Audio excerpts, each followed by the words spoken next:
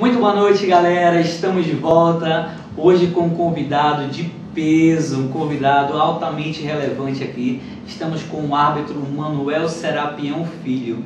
Ele que é o primeiro e único árbitro baiano a alcançar o mais alto escalão do futebol mundial, que é ser um árbitro da FIFA.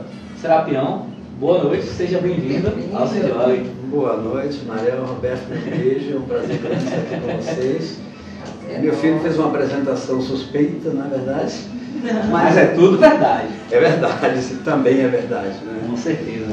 De fato, Mariel, nós somos o único árbitro da Bahia que chegou ao quadro da FIFA, o que é muito motivo de orgulho para a gente, não por ser o único, mas por ter chegado ao quadro da FIFA, porque a FIFA é um organismo extraordinário, mas a Federação Baiana tem preparado bem seus árbitros e eu espero que em breve um outro alcance também, porque a Bahia merece esse prestígio.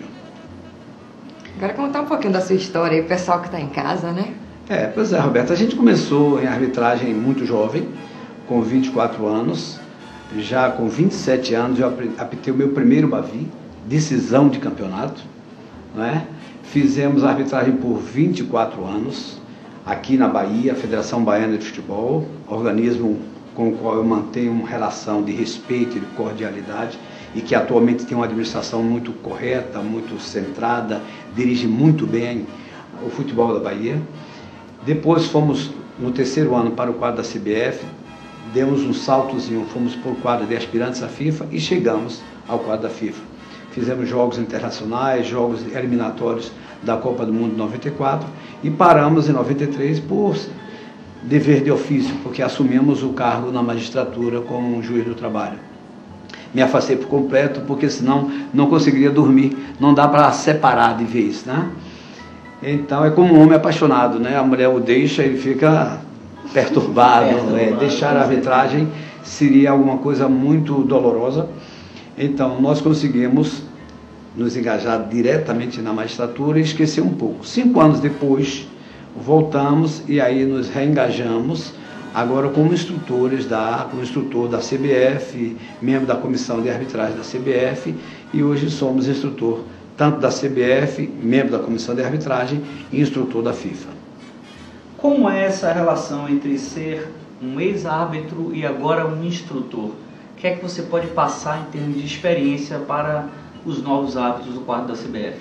Parece que você estava adivinhando, Mariel, porque quando a gente está dando aula, digamos assim, conversando com os árbitros, porque os árbitros hoje são muito bem formados, a gente não dá mais aula, a gente troca conhecimentos, troca experiência.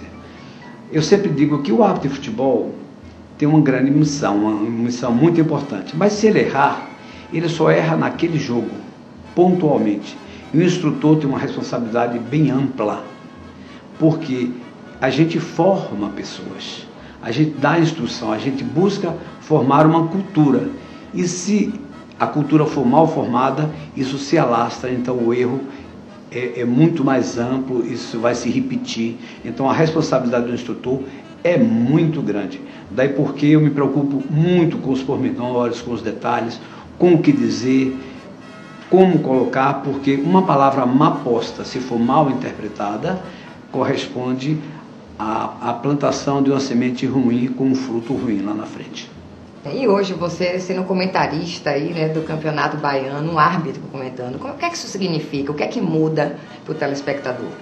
Eu acho que o telespectador exige, o público exige orientação e conhecimento pleno de tudo. A arbitragem mexe muito com o público do futebol. O público do futebol xinga o árbitro, condena o árbitro.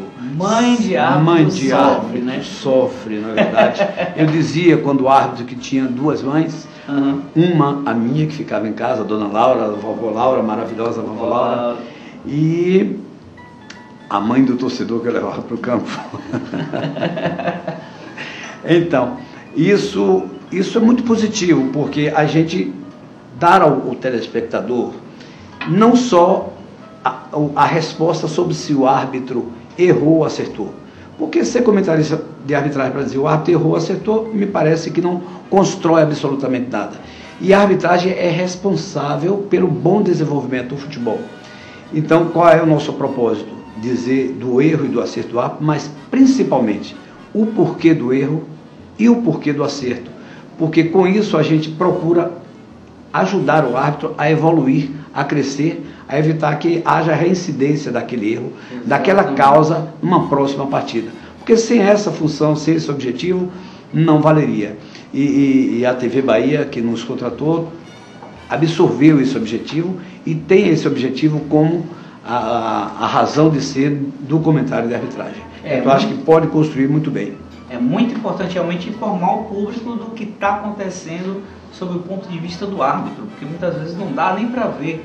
O jogo é muito rápido, as jogadas são muito rápidas, os bandeirinhas que não são mais bandeirinhas, agora são auxiliares, estão lá participando do jogo e nem sempre você tem um replay como o cara tem em casa para assistir o replay, que facilita muito a vida, né?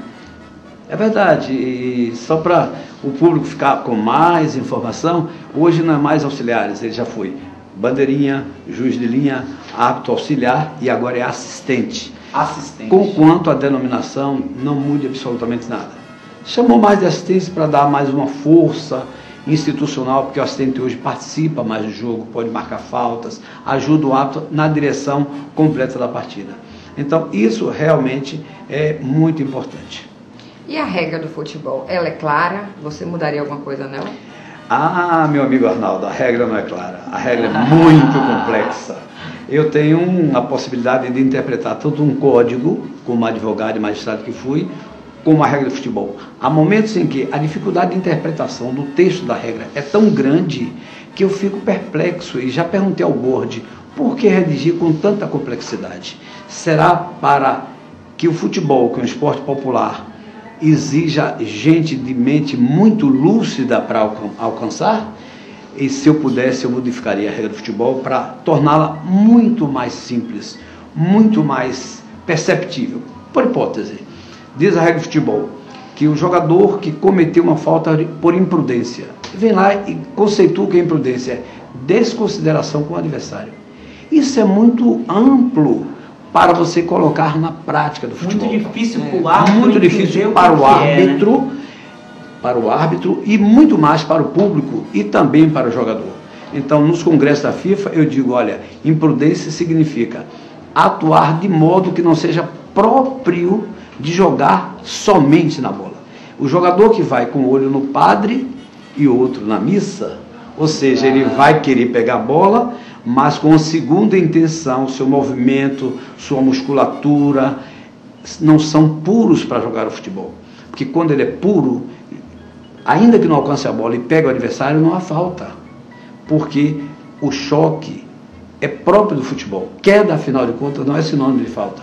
Falta é sinônimo, no mínimo, de atuação imprudente, que significa jogar de modo impróprio, assumindo o risco de derrubar o adversário, de lesionar o adversário. Aí sim nasce a imprudência, nasce uma falta mais graduada, que é a temeridade, e até a força excessiva, que exige a expulsão, o cartão vermelho. Com certeza. Porque nas precedentes, né, a imprudência não significa punição, e a falta temerária, que é aquela em que o jogador desconsidera o risco de atingir seu adversário. Uma coisa é você desconsiderar o risco, outra é você assumir o risco. E quando você assume o risco, ter um dolo, ter um desejo antidesportista e que merece a expulsão. Super instrução aqui. Quero saber uma coisa, curiosidade. Hoje em dia estão usando, os árbitros e os assistentes estão utilizando aqueles pontos de comunicação. Como é que aquilo funciona? Como aquilo facilita ou dificulta? É uma evolução no futebol? É uma tendência? Como é que é aquilo? Mariel, eu mostrei para você o cartão. Está aqui, tem um símbolo da FIFA. Isso. A gente pode falar da FIFA rapidamente. A FIFA, você já foi a um teatro, assistir a uma performance de uma orquestra sinfônica? Assim a FIFA. Funciona maravilhosamente bem. Tudo na FIFA funciona. Horário FIFA é horário FIFA. No primeiro Mundial que eu fui, em 1992, na China, fazer futebol de salão, hoje futebol 5, um árbitro da Espanha chegou 7 horas e 1 minuto. Joseph Blatter, que então era o secretário-geral, o presidente era João Avelange, disse: senhor Azugueri, na FIFA 7 horas não são 7 horas e 1 minuto. Se o senhor vier amanhã às 7 horas e 1 minuto, sua passagem está aqui de volta, o senhor volta para o seu país. e na FIFA as coisas funcionam maravilhosamente bem. Dizer para você, telespectador, a FIFA tem 3 grandes slogans que são apaixonantes: desenvolver o futebol, emocionar o mundo e construir um futuro melhor. Olha que beleza. E a CBF segue essa esteira. Então, Mariel, a FIFA, objetivando aperfeiçoar a arbitragem, criou a tecnologia, o uso do ponto. Não a tecnologia que eu desejo, que quero, que seja o auxílio de uma imagem televisiva para o árbitro, como você sabe, nós temos esse projeto. E que a FIFA já conhece, e que está estudando, mas ela é muito reticente. A FIFA tem a grande prudência de só fazer uma modificação na regra depois que ela tem plena convicção de que aquilo vai ser positivo para o futebol. Antes disso, ela apenas faz experimento, como está fazendo agora com o árbitro assistente adicional, aquele que fica por trás da baliza, e que nós fomos aqui no Brasil, o coordenador, e fizemos experiência aqui no Campeonato Baiano. O presidente Edinaldo Rodrigues inseriu aqui na Federação Baiana, no Campeonato Baiano de Feminino. Depois fizemos em São Paulo e no Rio de Janeiro. E por sugestão nossa, a FIFA já vai modificar a posição do assistente, passando do lado esquerdo para o lado direito da baliza, porque agora o árbitro não precisa mais correr sinuosamente e vai ficar só na sua diagonal correta. E com ambos os assistentes em sua visão, seu campo visual. A UEFA já vai implementar a partir do próximo ano, por sugestão do seu criado, que aqui está, do seu sogrão, né, Roberto? Então, isso, Mariel, a tecnologia voltando, o uso do comunicador é de suma importância. Agora precisa saber usar. Linguagem curta. Se eu estou na jogada do lado direito, apenas o assistente do lado direito deve falar, a não ser uma situação extraordinária que o árbitro consulta. E você viu alguma coisa? O que é que foi? Não houve nada, foi bola na mão, houve falta, o jogador, cuidado com o jogador número 7, com 10. Mensagens curtas e objetivas que facilitem a percepção do todo no campo pelo árbitro de futebol. Mais uma pergunta. Você jogou futebol profissional, jogou no Vasco, no Rio de Janeiro, depois passou a ser árbitro de futebol, voltou a Salvador, fazendo o baba, né? Jogando baba com a galera, né? E ter sido jogador de futebol auxilia o árbitro na hora de entender a intenção do jogador? Se joga, todo mundo assistir! Se jogue!